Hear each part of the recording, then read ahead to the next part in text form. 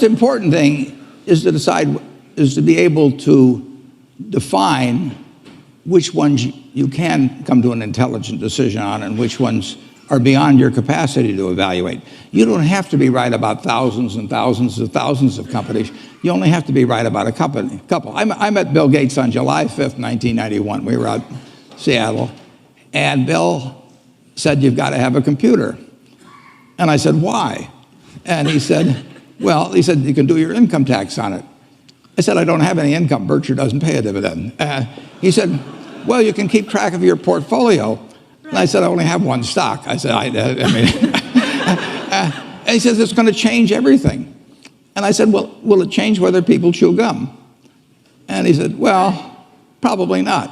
And I said, "Well, will it change what kind of gum they chew?" And not. And I said, "Well, then I'll stick to chewing gum and you stick to computers, you know." I don't have to understand all kinds of business. There's all kinds of business I don't understand. But there's thousands of opportunities there. I did understand the Bank of America, you know, and I'll be able. I'm able to do that. I'm able to understand some given percentage. But Ted Williams wrote a book called The Science of Hitting, and in The Science of Hitting, he's got a diagram, shows him at the plate, and he's got the strike zone divided into 77 squares, each the size of a baseball. And he says, if I only swing at pitches in my sweet zone, which he shows there, and he has what his batting average would be, which is 400. If he had to swing at low outside pitches, but still in the strike zone, his average would be 230. He said the most important thing in hitting is waiting for the right pitch. Now, he was at a disadvantage because if the count was 0-2 or 1-2 or so on, even if that ball was down where he was only going to bat 230, he had to swing at it. In investing, there's no called strikes. People can throw Microsoft at me and, you know, you name it, any stock, General Motors, and I don't have to swing.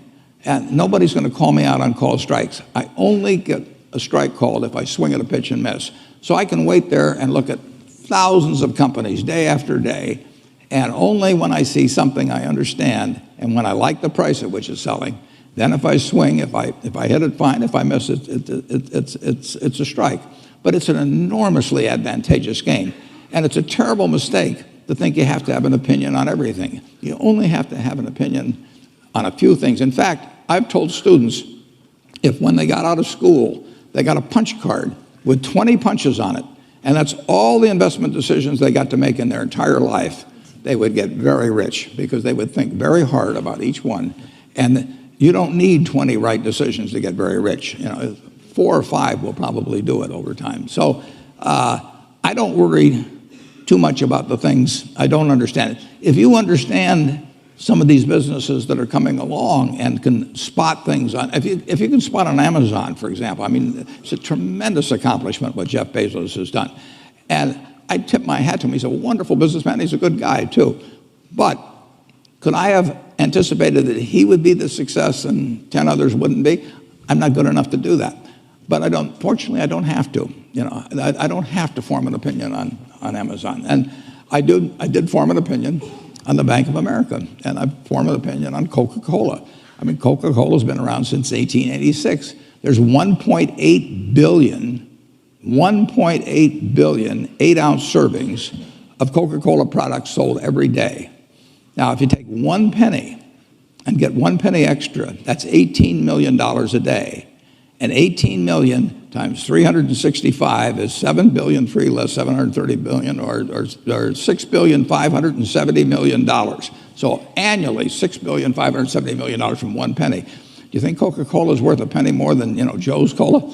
I think so. So, you know, and I've got about 127 years of history that would indicate it. So those are the kind of decisions I like to make. And you may have an entirely different field of expertise than I would have, and probably much more up to date in terms of the kind of businesses that we're seeing evolve. And you can get very rich if you just understand a few of them and understand their future.